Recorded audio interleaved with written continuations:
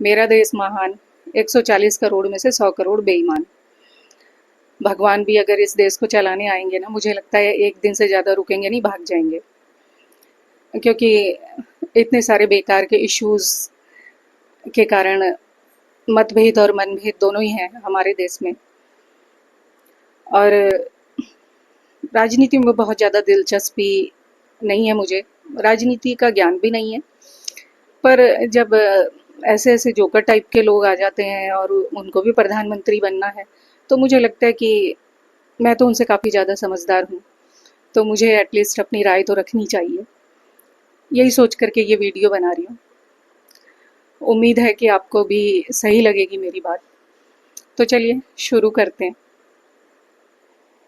जो लोग अपने आप को हिंदू कहते हैं वो 24 घंटा हिंसा हिंसा हिंसा, नफरत नफरत नफरत। लोग मंदिर में जाते हैं, मत्था टेकते हैं, देवी की पूजा करते हैं। आपको कोई बहन कहता है, कोई माँ कहता है, मगर सच्चाई ये है कि वही लोग जो माँ और बहन कहते हैं, वही लोग आपको बस में छेड़ते हैं। हिंदू धर्म में शक्ति शब्द होता है, हम शक्ति से लड़ रहे हैं। मोदी से कहा कि सुन, ट्रंप ने आज कहा कि जब हिंदुस्तान पाकिस्तान का युद्ध हो रहा था, मैंने फोन उठाया और नरेंद्र मोदी से कहा कि सुन, ये जो तू कर रहा है इसको 24 घंटे के अंदर बंद कर। और नरेंद्र मोदी ने 24 घंटे में नहीं, 5 घंटे में सारा का सारा रोक दिया। एक बार ना एक आदमी का दिमाग थोड़ा सा हिल गया। वो बार बार कहता था गुलेल चलाऊंगा, गुलेल चलाऊंगा, गुलेल चलाऊंगा। लोगों ने उसको हॉस्पिटल में एडमिट करवा दिया। 6 महीने तक उसका इलाज चला। फाइनली डॉक्टर्स को लगा कि वो ठीक हो गया, तो उसका टेस्ट लिया गया और सारे जो दिमाग के डॉक्टर थे उनका पैनल बैठा और उसको सवाल पूछे गए। तो जो सीनियर डॉक्टर थे उन्होंने उससे पूछा कि अब तो तुम ठीक हो गए हो, अब खुश हो? तो उसने बोला हाँ। तो घर जाना चाहते हो? तो उसने बोला हाँ। तो घर जाके क्या करोगे? तो बोला शादी करूँगा। तो शादी करके क्या करोगे? कह रहा दहेज लूँगा। दहेज में क्या लोगे? कहता खूब सारे अंडरवियर लूँगा। तो सब हैरान। डॉक्टर ने पूछा कि फिर उनका क्या करोगे? कहता कुछ नहीं, इलास्टिक निकाल करके गुलेल में लगाऊंगा और गुलेल चलाऊंगा। ये जोक इनके लिए नहीं था। एक शहर में एक चौकीदार रहता था। बेचारा चुपचाप अपना काम करता था, किसी से कोई फालतू बात नहीं करता था, ईमानदारी से अपना काम करता था। फिर उसी शहर में एक ढोल वाला रहने आ गया। ढोल वाला अक्सर शादियों में, पार्टियों में जाता था जहाँ बड़े बड़े लोग आते थे, और वहाँ वो ढोल बजाता था। तो उसको शादियों में, पार्टियों में जाते जाते ये गलतफहमी हो गई कि वो तो बहुत बड़ा आदमी है, बहुत समझदार है, बड़े बड़े लोगों के बीच में वो रहता है।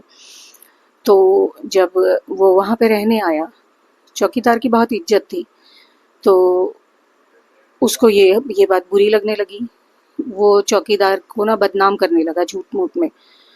कुछ लोगों ने विश्वास भी किया, कुछ लोगों ने नहीं भी किया।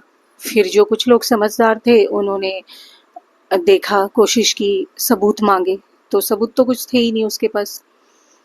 तो फिर उन लोगों ने उसको समझाया कि भाई अगर ढोल पीटने से ही कोई चोर हो जाता तो ढोल तो तुम ही पीटते हो, तो चोर तो शायद तुम ही हो।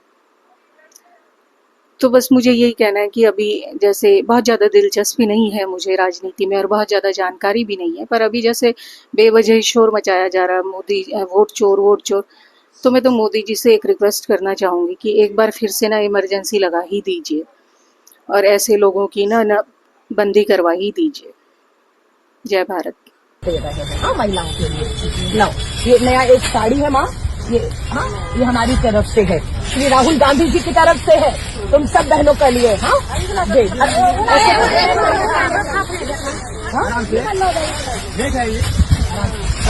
अभी राहुल गांधी जी निकलेंगे तो धन्यवाद